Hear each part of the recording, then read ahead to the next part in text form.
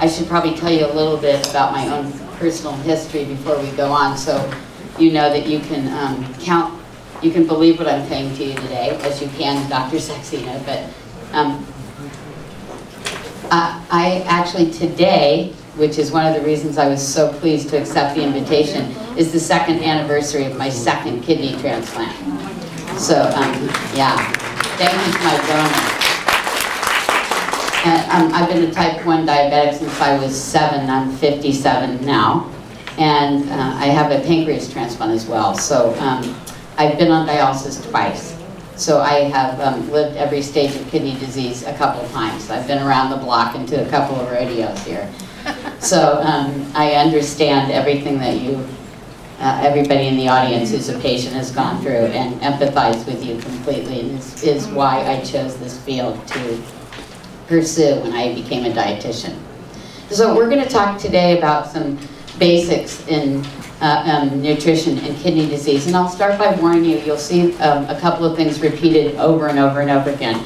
This is a slide set we use to try to train professionals in our company that aren't dietitians about how important diet is. But one of the 2 major themes you'll see over and over again is nutrition health is important. Medical nutrition therapy is essential wherever you are on the spectrum of kidney disease. And that optimal nutritional status will really help you to do well. Even if transplant's your ultimate goal, you'll need to follow some nutrient recommendations in transplant as well. So we've broken this down pretty much to talk about general nutritional tips. I'm sure anybody who's been a patient knows it's the phosphorus, potassium, fluid, protein, calcium, kind of things that are the things you pay the most attention, and sodium and fluid, which are the things you end up paying the most attention to. But there's also vitamins and minerals that are important that I think you forget about, other than calcium and phosphorus. And so we're going to try to go over all of those and how best to quantify what you should and shouldn't eat in different stages or modalities of kidney disease. Sorry.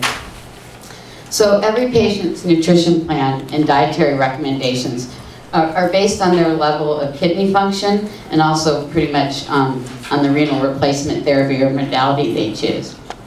They also are intended to preserve kidney function for as long as possible in those who still have it, whether you're on dialysis or not, to maintain your nutrition health at an optimal level, and to prevent the buildup of waste products or toxins in your blood from the food that you are eating, especially protein foods, which is where most of the waste products come from that form the products that are excreted in your urine. Kidneys also are very important in balancing fluids, electrolytes, and other elements like sodium, potassium, calcium, and phosphorus. So for hemodialysis, the goals for nutrition therapy are minimizing the buildup of the waste products, and that's going to be true for every method or modality of dialysis, for minimizing excess fluid or water buildup and accumulation between treatments, and for maintaining optimal nutrition health, and which will help you fight the kinds of infections that Dr. Saxena and some of you were talking about, and prevents undesirable weight loss or gain, and preserves energy levels for patients. So what are the goals of nutrition therapy for peritoneal dialysis? Well, one of the things I think that is really important to remember with peritoneal dialysis, and Dr. Saxena referred to it a couple times, is that hemodialysis, when people come to options class in our clinics, I like to say that very often, as in life, I say this to my husband all the time, the very things that are the best things about people or methods of dialysis or anything else are often the things you like least about them. So one of the things I'd like to say is peritoneal dialysis is every day, which is great because you don't have the buildup of the fluid and the toxins like she was showing you, the blood pressure and the fluid. It's a more steady state condition, but then you have to deal with dialysis every day. So, and the opposite is true of hemo, unless you're doing home hemo. But the goals of peritoneal dialysis are similar to those of hemo, and that's that you want to minimize the buildup of waste products that have to be removed. You want to replace nutrients that are lost in dialysis. And in PD, that's especially protein. And unlike hemodialysis, potassium. PV clears potassium very effectively. And because it's daily, often people end up taking a potassium supplement, and I'll talk more about that later. But also to maintain fluid balance, and to, again, here it is, to maintain an optimal nutrition health, so you can fight infections and carry on the processes in your body that need to be executed for your health, and to minimize weight gain or loss, and while still maintaining your energy level. In PD, the challenge is often to prevent weight gain from the glucose absorbed from the dialysate that you use. For transplantation, you want to frequently people gain weight with transplants, so you want to be able to provide needed nutrients without providing excessive calories. Post-transplant, you have to have extra nutrients for the first 2 months or so to heal from the surgery, because it is a major surgery. And then again, as I mentioned, after that, your goal is pretty much to maintain an optimal body weight and protein status. Protein intake recommendations drop to what is normal for most healthy people once that immediate post-transplant healing period goes on. But one of the biggest challenges in transplant are the side effects of the anti-rejection meds for anybody. Can I see the hands of anybody in this audience who's had a transplant besides myself? So not a lot of people, but some. So you know that the anti-rejection meds and their side effects are probably one of the biggest nutritional challenges for transplant patients.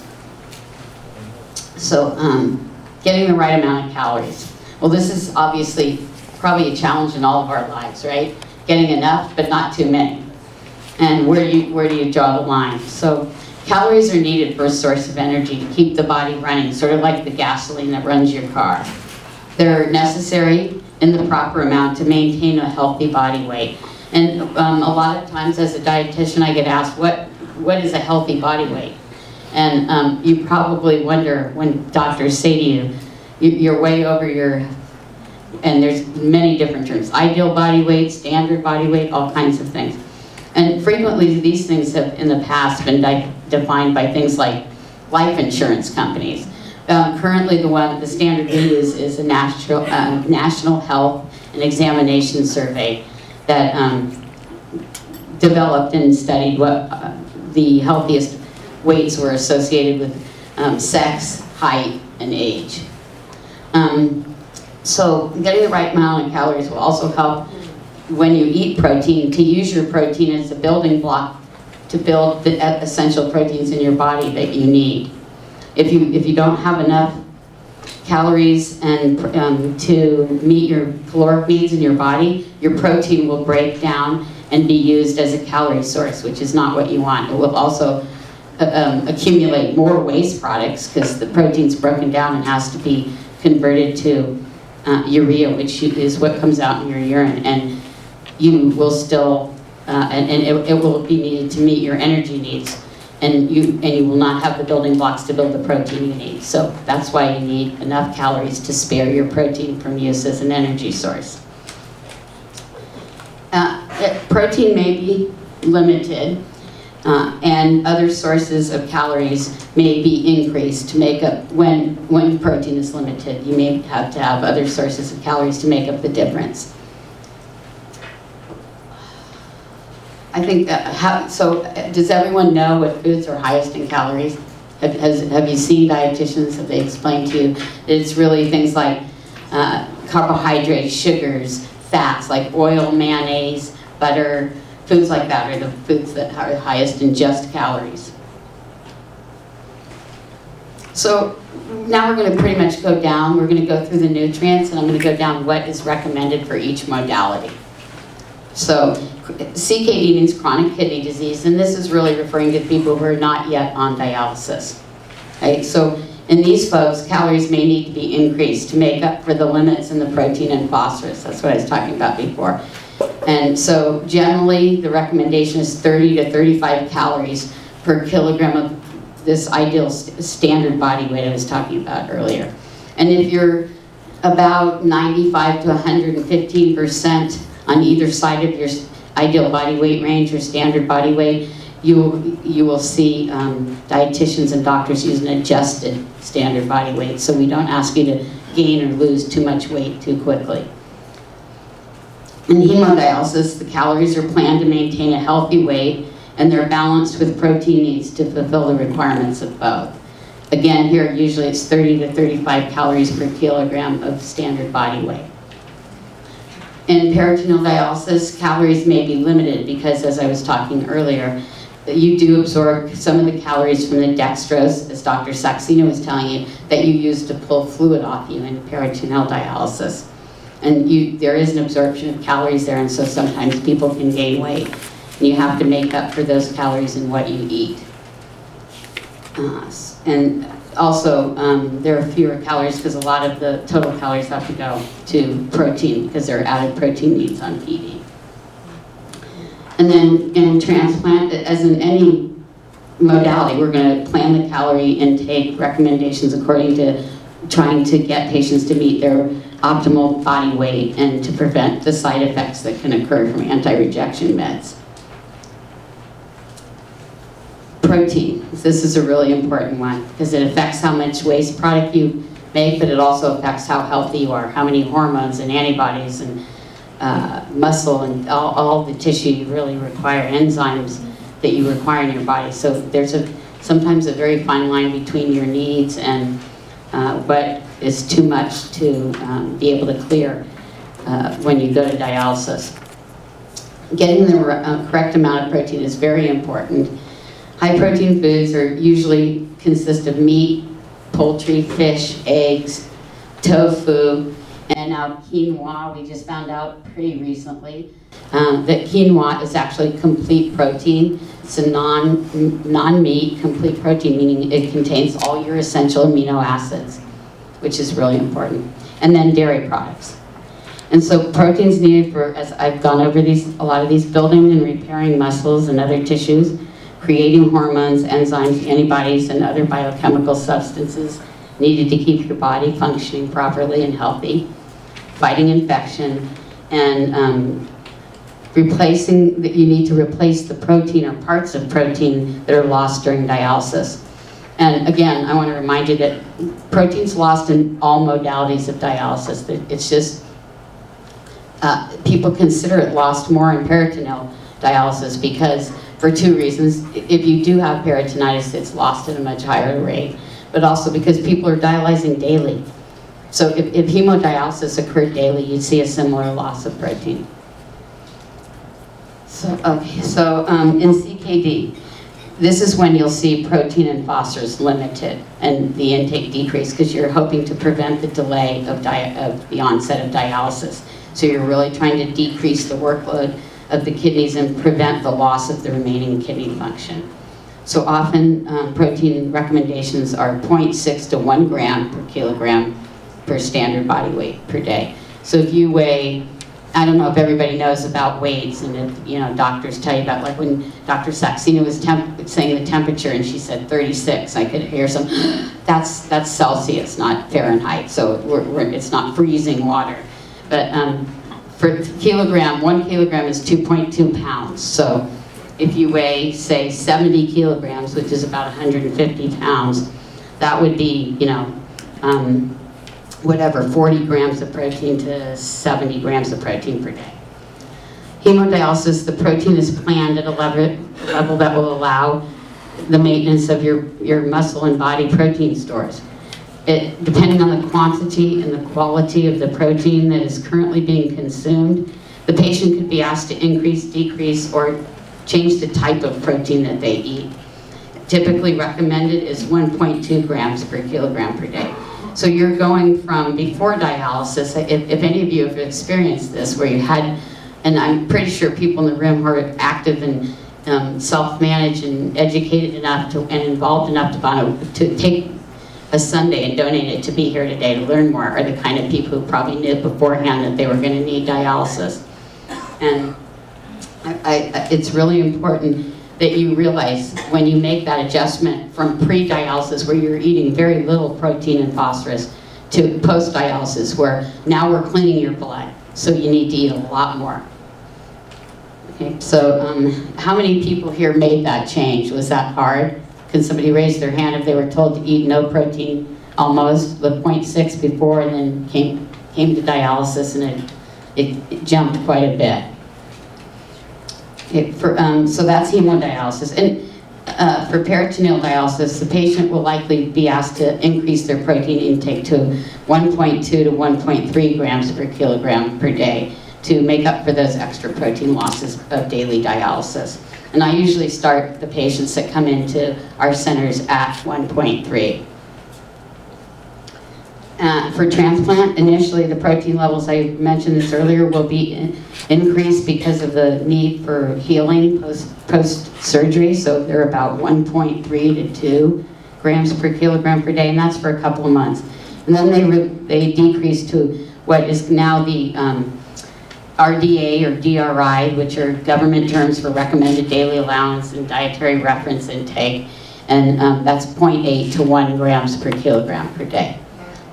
Okay, so, and I want to tell you that, you know, probably one of the things I tell patients first, and I'm sure that maybe you have all felt this way, is, you know, you come into dialysis center 1 month and your dietitian says, oh my God, you know, your phosphorus is low, you need to stop. You know, you need to eat some more nuts or cheese or milk, and then you come in, and then a couple months go by and you lose a little more of your residual kidney function, and you come in and they say, oh my God, your phosphorus is 6 now. You need to stop eating cheese and nuts. And you start thinking that we're crazy and we can't make up our minds. And really, the mainstay of nutrition, medical nutrition therapy for people with chronic kidney disease is to maximize your nutrition health again, and to give you the best diet and life and intake and meet your preferences as closely as we can. So we're changing our recommendations based on your status clinically, what your remaining kidney function is, and what your body needs. So it's not really that we are as inconsistent as we might seem. So sodium determines blood pressure, or sodium intake is determined, and the recommendations are determined by your blood pressure and the sodium that you eat and how much fluid it takes in. And they're very interrelated. Okay, the more salt you eat, the more fluid you retain, the higher your blood pressure goes up. So those kind of things, the high blood pressure and sodium retention and fluid retention, are the things that will dictate how we modify dietary sodium intake or recommend you do. So you want to stay away from very salty foods, which are things like anything that you add as a condiment to make food taste salty. So it's not just salt, it's soy sauce, you know, fish sauce, teriyaki, processed meats like salami and bologna and hot dogs. So cold cuts, salty snack foods like chips and crackers. Canned soups are very high. And many, as I said, salad dressing and condiments and foods like pickles. Salt substitutes are usually not advised, especially if you don't do peritoneal dialysis and have a low potassium, because they generally just remove the sodium in the salt and replace it with potassium. So they're not usually a good idea for people, especially those on dialysis. And salt is really an acquired taste. I know it's really hard to believe that, but if you reduce it, it takes you maybe 6 to 8 weeks to get used to the food that you used to love over salt. And I think I've had about 4 rounds of that in my life. I really do love salt.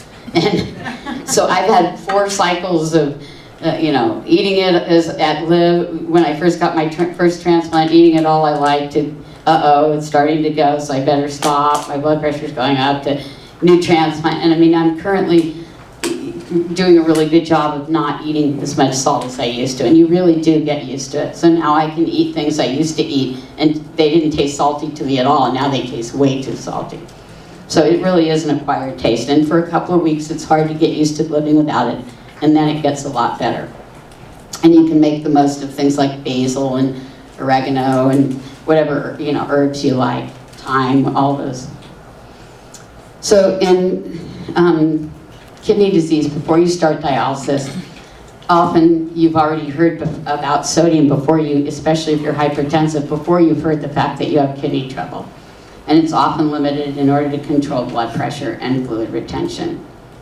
If you're on a diuretic that eliminates a lot of it and your fluid, you have that much kidney function left, sometimes you'll be required to actually eat a little more, but that's probably temporary.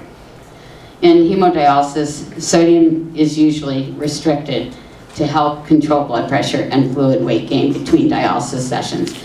And that was the subject of what Dr. Saxena was discussing with you about the ups and blood pressure and the downs. A lot of that's from the fluid that you're gaining in between dialysis treatments. So you really want to limit how much, as you've all heard, how much weight gain you have in between hemodialysis sessions. If you're on PD, a little less necessary because you're dialyzing daily, but you still can have fluid retention. You still need to limit the amount of salt. So usually on hemodialysis, it's 2,000 to 2,500 milligrams per day recommended. And same thing for PD, really. And in the old days, we used to think that it was a great idea just to let PD patients eat all the salt they liked because they were dialyzing daily. And unfortunately, we found out that that led them to have to use more concentrated dextrose solutions to pull their fluid off, like a 4.25 too often. That ends up ruining the integrity of your peritoneal membrane. And it adds more sugar, more triglycerides for the young woman who asked about the blood sugar and the PD. That's when you can get in trouble blood sugar-wise because you've eaten so much, and you don't really think sugar when you're thinking salt, but if you eat too much salt, you retain too much fluid, you have to use too high a concentration of dextrose dialysate and PD to pull it off, and that's where the trouble can start. So we have learned our lesson, and we do advise PD patients to limit their sodium just as much as we do hemos, so 2,000 to 2,500 milligrams a day. And that sort of translates into a no added salt diet. So it doesn't mean you have to go buy low sodium bread and low sodium this and that. It just means that you don't eat things like I mentioned before, like salted chips and salami and hot dogs, and you don't live on ham, and you really try to eat fresher food. And in post-transplant patients, many of the medications also cause hypertension, unfortunately. The side effects of many of these drugs are pretty wicked, and many of them cause hypertension. And so, and to avoid later heart trouble, usually sodium is also restricted in transplant patients. It's probably one of the few things besides calories that are really limited once you get a transplant. So a little bit higher upper limit, 2,000 to 3,000 milligrams per day. So I just wrote a talk for a conference I'm going to in March, and I titled it, and I think this is accurate, Phosphorus, the Ball and Chain of Chronic Kidney Disease. I think this is like one of the major unsolved challenges in treating patients with chronic renal disease these days. There's really no, and the next couple of slides are going to show you it's a pretty challenging problem before us, and we haven't fixed it. Unfortunately, what people will always say, why can't you just make bigger dialyzers with better pores? Well, unfortunately, then we take off proteins and things we can't take off, or they would compromise your health. But this is still a huge challenge in renal disease. And I'm sure all of you have, if you're on dialysis, have dealt with it, because it doesn't, I'll tell you how much is removed in a second, but basically, it's hard to be in neutral phosphorus balance. It really is, and you really have to watch what you eat to do it. So there are good functions in the body for phosphorus, but as your kidney function declines, several blood chemistries will indicate the need to start limiting dietary phosphorus in order to prevent bone disease and many other complications, including calcification of your blood vessels. Most chronic kidney disease patients need to take phosphorus binders in order to control their blood levels. And the current research indicates that we should be starting those phosphorus binders at much earlier stages of kidney disease, like 3. And probably serum phosphorus levels in the 4s. Once they get to the upper 4s, which is upper normal for people not on dialysis, probably phosphorus binders should be considered at that point. So high phosphorus foods include dairy products, dried beans and legumes, nuts and any nut butters, seeds, Cola soft drinks, you'll see, they're not that bad, but they're, and I'll show another slide in a sec that shows you this. If you're going to drink a soda, Sprite has 0, Coke has like 50. So it's just not something you probably need to add to your total phosphorus intake. And because phosphorus is pretty ubiquitous, it's in almost everything to some degree, it's hard to avoid it. I was just having this discussion with the medical director in a clinic the other day who was talking about, oh, the albumins, the protein levels, and all the patients look great, but look at these horrible phosphoruses. And I tried to explain to them, we increased the target albumin level of our patients to 4 because there's scads and scads and a plethora of research that's been done that shows that all dialysis patients live longer and do a lot better with high serum albumin levels, protein levels. Unfortunately, as I just explained to you already, high protein foods are also very high in phosphorus. So I said, you're going to have to expect that. If we're getting people's albumins up to 4, it's going to be a lot harder to control their phosphorus. So we might have to look at that target again, because which one would you rather have? And that's what all of you guys are contending with. You get advice that is sometimes seems conflicting, and that's why it's a really good thing to count on your dietitian in your clinic and have her help you work out solutions that will help maintain your serum phosphorus level as neutral as possible. One of the really important things to know is that phosphorus additives in food can double your daily phosphorus intake. And not only can it double the amount of phosphorus you're taking in, but it will double the amount that is absorbed. So, and I'm going to show you this, and forgive me for the chemistry you're going to see. It's not going to, I don't want you to memorize the molecules, but I am going to show you that in a second. So, just so you know that phosphorus from vegetable sources is not quite as well absorbed as it is from protein sources. So, this is a typical kind of thing that you might find in your breakfast menu. Okay, I don't know who drinks cola for breakfast. That was a slide my boss put in there, but I hope none of you guys are drinking cola for breakfast. This is the rest of the kind of things that you might eat for breakfast. So muffin, you know, coffee mate and coffee, eggs, yogurt, and you see how much there is there. This is a list I obviously don't want you to have to squint and see, but they're names of additives that are often, frequently added to foods as sort of preservatives or stabilizers or emulsifiers or whatever other reason we add additives to food. Probably the biggest, and what I don't know if you can read these names, but the commonality they all have is there are phosphate molecules in all of them, and some of them say, you know, tri and diphosphate. So that would be 2 and 3 molecules of phosphate per compound. So it's really important and here's what I'm talking about with the chemistry. So with the organic phosphates, or the ones in vegetables I was talking about with phytates, which render the absorption of the phosphorus a little bit less, a little harder and more challenging and less likely to occur, which is what you want. You don't want to absorb all the phosphorus from your food. That's why you're taking binders. But the vegetable sources, the natural organic sources of phosphorus, are a little bit less available. They're less well digested, and so they aren't absorbed as well. And those are the vegetable sources of protein.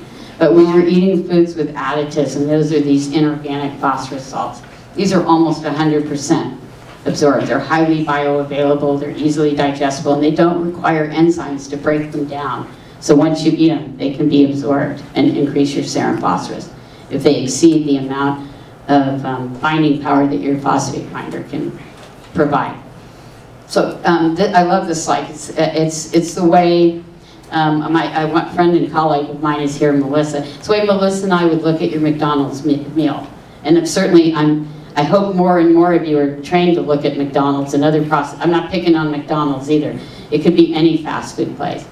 So the take-home message of this slide is that all of these things are put into this food to keep it looking and, you know, appearing fresh and tasting good to you. But really, if you made yourself a burger, even with cheese, and some French fries or onion rings or something at home, it would be far lower in phosphorus than if you went out and ordered it from a fast food place. So, in CKD, we're really feeling, as I said, earlier that that phosphorus should be limited to prevent the rapid progression to the need for dialysis, to slow the progression and to preserve kidney function, and also to prevent mineral bone disease, which can occur and does occur very commonly in dialysis in chronic kidney disease patients. In hemodialysis, phosphorus is limited to maintain target blood levels at the desired amount, which is about 3.5 to 5.5 in dialysis patients, and to prevent deposits of calcium and phosphorus from developing in your heart and your blood vessels. And phosphorus binders are almost always needed eventually, in addition to the dietary limits. And the most common dietary limits for phosphorus in dialysis patients or patients with chronic kidney disease are 800 to 1,000 milligrams per day, or what we like to do is prescribe it per gram of protein, because somebody my size, that would be plenty, but somebody Phil's size, that wouldn't cut it. So he would need more protein because of what a husky gentleman he is. And so we like to limit phosphorus according to the grams of protein that are required in a diet. So about 10 to 12 milligrams of phosphorus per gram of protein prescribed or required are the common suggested intake levels for hemodialysis and also for peritoneal dialysis. Okay? And in transplant, you often need a phosphorus supplement. It's quite different when you have a functioning kidney. You might actually even need to take a supplement at times. And this is actually one med that if the transplant anti-rejection medications have any impact on or effect on, it's to actually increase phosphorus needs. This is a very complex slide. I'm not going to, oops, sorry, went too far back. I'm not going to go too far into it except to show you that you don't have the kidney to remove. The big red X shows you don't have the kidney to eliminate that amount of phosphorus per day. You absorb about 50 to 60%, so that's why you get the 600 to 800 from 1,000 to 1,200 milligrams eaten. And then dialysis can remove up to 800 to 900 milligrams hemodialysis, but that's 3 times a week. PD is about 3 to 315, but that's 7 times a week, so they're pretty close. But even after that, you have 15% or so that gets deposited inside soft tissues, like your arteries, that you don't want it, and only a little bit going to bones. So in this, I'm not going to go over all the amounts, but this slide is to show you that per pill, whether you take calcium carbonate, which is Tums, calcium acetate, which is Foslo, Magnabind, which is magnesium carbonate. Hardly anyone uses aluminum hydroxide anymore, I hope. We went through that nightmare in the 80s and 90s and rapidly learned that wasn't good for anybody. And then Renvela, which is Sevelamer. And then the newest binder on the block, lanthanum carbonate, which is Fosrenol.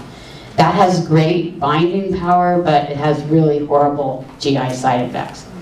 And so basically, all the math on this slide is just saying that you have to take an inordinate amount of binders to get rid of all the phosphorus that you take in if you don't limit your phosphorus, and that you're not going to be in neutral phosphorus balance. You'll still be in positive phosphorus balance, and that if you took all the pills you needed to control your phosphorus, if you didn't limit the intake, especially of additives, you'd be here. Unfortunately. I'm not going to keep that up, and it's not a very happy slide. And the same thing is true about reading labels in calcium. I don't know if any of you are aware, if you shop a lot for yourself or you have people shop for you, but it is almost impossible to go into a grocery store today and find normal foods that are not calcium fortified. Bread, milk, even milk. Like milk didn't have enough on its own. But flour, milk, orange juice, all kinds of things are calcium fortified. So too much calcium can be harmful to you. I think we all were raised to think, oh, healthy bones and teeth, especially those of us who are postmenopausal females, too much calcium can be bad for you, especially in kidney disease. So most people that have CKD don't need more than what's recommended for people without it, and many need a lot less, I'm sorry. And so it's important to assess what your total calcium load or exposure is for the day and limit it to at the most 2 grams or 2,000 milligrams per day. And there is, when Dr. Saxena was talking about what was inside the dialysate, and that's true for both hemo and PD, calcium's in there because we don't want to pull all your calcium out. So you get a slight net positive calcium balance from what's just in your dialysate. So total for dialysate, what you eat, and most of us, if we don't drink, a gallon of milk a day, it's usually about 400 milligrams per day, which would not be enough if we were postmenopausal women without chronic kidney disease. But between that and what you get through your dialysate, and if you have calcium binders, those, you really want to keep it to at the most 2,000 milligrams per day. And binders themselves, if you're using Phoslo or calcium carbonate for a binder, or even MagnaBind, you can get up to 15 milligrams a day just from the from the binder. So, in CKD, calcium needs are similar to those of people without kidney disease. And you want to avoid, as I said, over-the-counter calcium compounds that are tempting for things like heartburn, and also calcium-fortified foods. In hemodialysis, calcium is planned to maintain the normal blood levels, which now are considered to be about 8 to 10.1. And you want to avoid excess calcium or use of calcium-fortified foods, as I discussed. And so, and I've already told you all this, most people are in positive calcium balance that are on dialysis in either PD or hemo, and the maximum amount you want a day is 2,000 milligrams. In transplant, extra calcium may be needed because you have a kidney and it functions, and some of the transplant medications, prednisone in particular, increases the loss of calcium in your body. So the suggested intake for patients with transplantation is 1,200 to 1,500 milligrams per day, which is actually pretty challenging unless you're a huge dairy product eater. Okay, potassium. I'm sure everybody in this room has heard more than they ever care to hear about potassium. Potassium is very important in your body, though. It regulates really important functions like the nerve and muscle activity of your heart. Kidneys, when they work, regulate the balance of potassium and other electrolytes in your body. If the blood levels are too high or low, there is danger of, as I said, muscle and nerve dysfunction, especially cardiac muscles. So, and that's, if your heart doesn't work, nothing else is going to work. So the foods that are richest in potassium include fresh fruits and vegetables, especially those that are deep green and dark yellow. Also milk, Nepalese or cactus, avocado, citrus fruits, melon, bananas, dried fruits, nuts, chocolate, dried beans, and legumes. Also very common in a lot of food. And before you start dialysis, you have so many different changes that go on. It depends on the stage, but frequently you're at stages where you're taking diuretics and you're losing a lot of potassium. So you might actually even need a supplement. And usually they're not restricted until you get into the later stages, like late stage 4 to early stage 5. But that really depends on your blood level. And again, that thing where we look at your blood level and then we'll advise you. And it might change from blood test to blood test. That is exactly what will dictate what we recommend you do, whether restrict, supplement, or stay the same. And that's true in hemodialysis and peritoneal dialysis as well. Because hemodialysis is only 3 times a week, you're going to be more restricted there than you are in PD. Frequently in PD, so 2,000 to 3,000 milligrams per day in hemo. Usually it's 2,500 to 2,000 to 2,500. 3,000 are for bigger guys like Phil. And bless you. In PD, it's usually pretty unlimited, unless somebody's a huge potassium eater. But usually it's not restricted and often needs to be supplemented. If it is restricted, it's only mildly, like 3 grams a day or 3,000 milligrams a day. And in transplant, there are some meds that can cause high blood levels of potassium. So sometimes there are limitations in transplant if you're on those meds and they cause high potassium. It's not that often though. It's not like it is in dialysis. But again, you know, whatever your blood level is will dictate that need. And for fluid, obviously one of the jobs of your kidneys is to maintain fluid balance in your body by removing extra fluid via the urine or reabsorbing fluid when a person is dehydrated.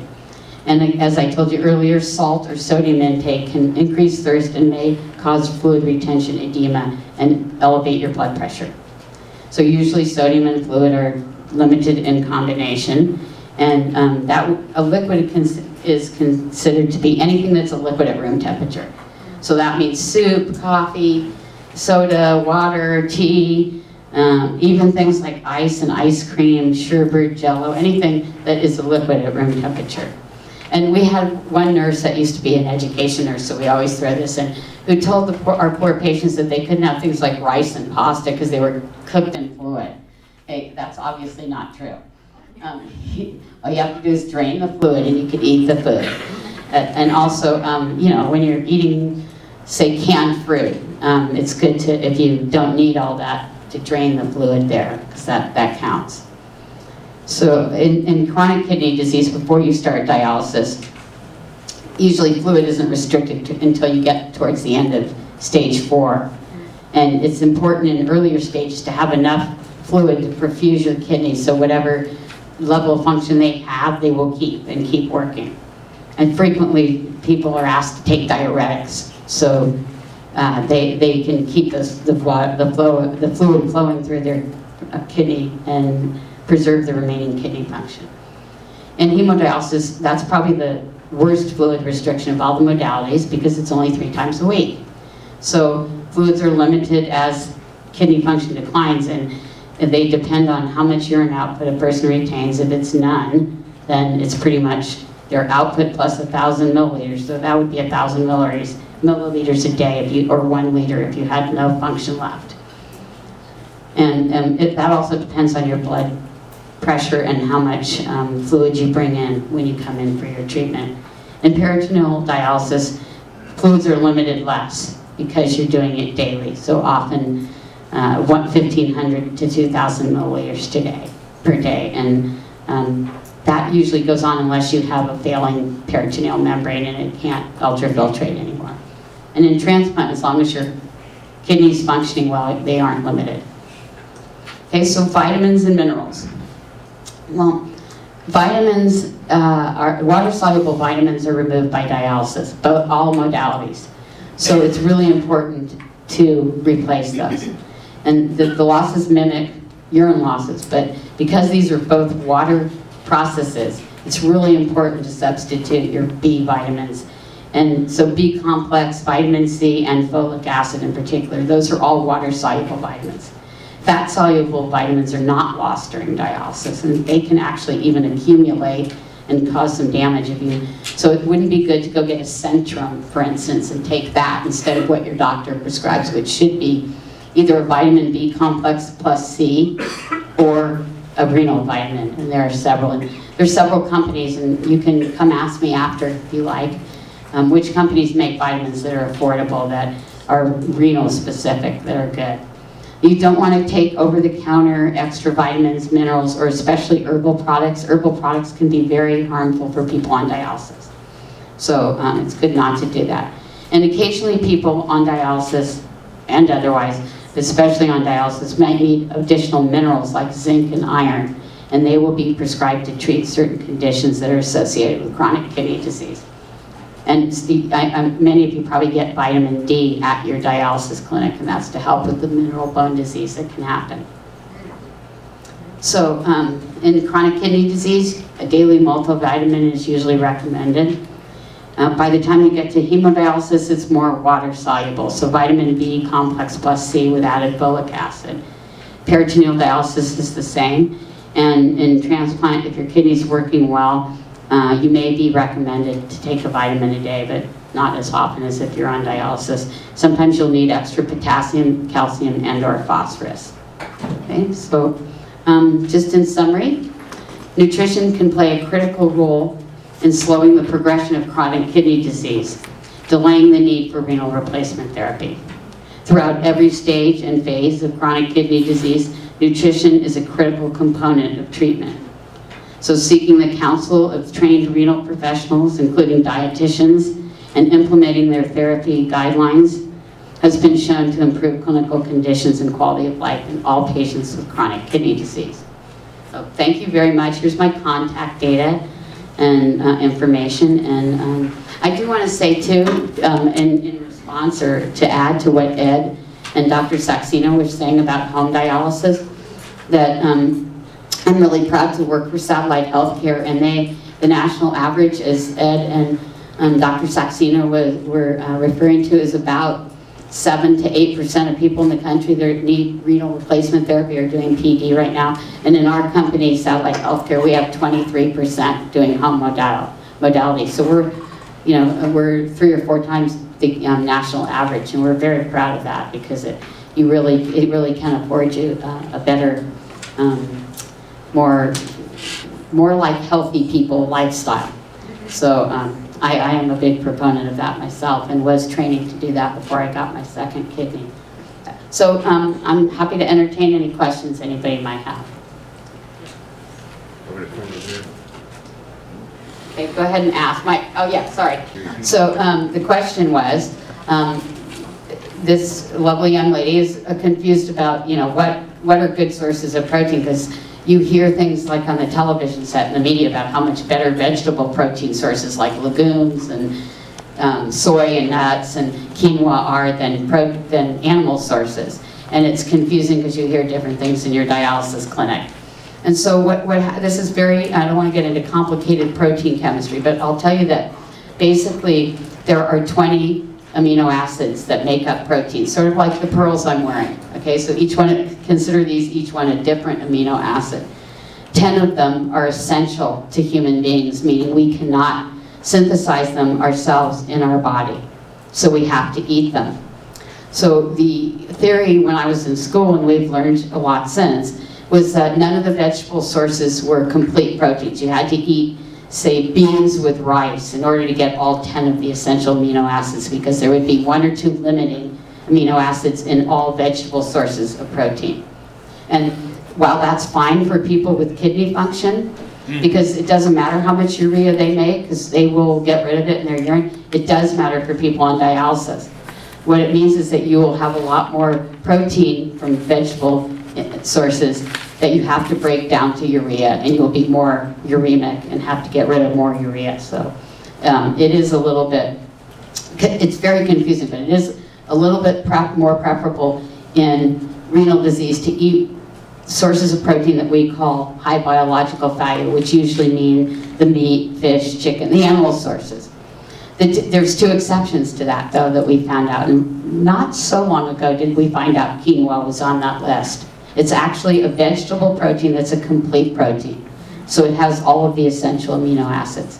And tofu is also in that category. That's why that was on that list. So very good question. I hope I answered it for you. Anybody else? So the question was, is coffee and tea okay as far as phosphorus goes? Yes, they are, as long as you're not adding a bunch of creamer and milk to your coffee. So if you, one of the things I posted in my dialysis clinic for my patients was the Starbucks nutritional analysis of foods, because you see that once you start adding the milk, the phosphorus shoots through the roof. And even the artificial creamers, they have much less, but they have it. But as far as just black coffee and black tea, they're fine. They just need to be counted as liquids, but they're fine for phosphorus.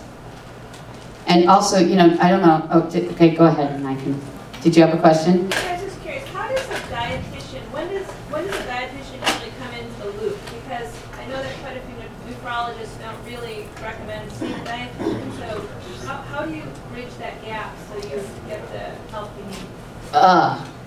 It's like a stab. I mean, yeah, we have very much tried to work with primary care and nephrologists to get you guys to us as soon as possible.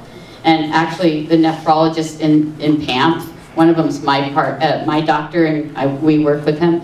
And they're very well educated, the people here. They know how important it is to get patients to dietitians early.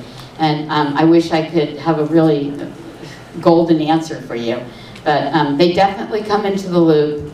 We are hoping they come into the loop when you're at about stage 2, which is a GFR of, you know, 60 to 89.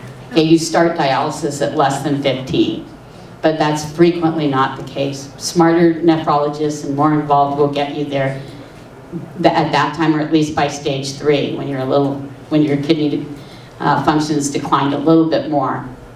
Does insurance cover that if you're in a stage 1 or early stages, or does it only come in when it's, you know? That's a really good question too. So she's asking now, does insurance cover it? And you know, Medicare actually has a way to bill for pre-dialysis nutrition care, where the dietitian has to act as a provider herself and bill under a Medicare. You're in Medicare if you have it. Some people have people in their offices they refer to. You know, frequently we'll have our nephrologist call and say, can you just see a patient of mine to help them? And if we have their chemistries, we can help a little bit. It's hard for us to advise if we have no idea where your potassium and phosphorus is, but we can give you general recommendations like I did today. But definitely they come into the, and then we would do that without charging. And then definitely a dietitian will and must legally, according to CMS, come into the loop when you are on dialysis. Unfortunately, I agree that that shit is way too late in the picture to be able to do the kind of good that we probably could. But from there forward, we can help you when you're on dialysis.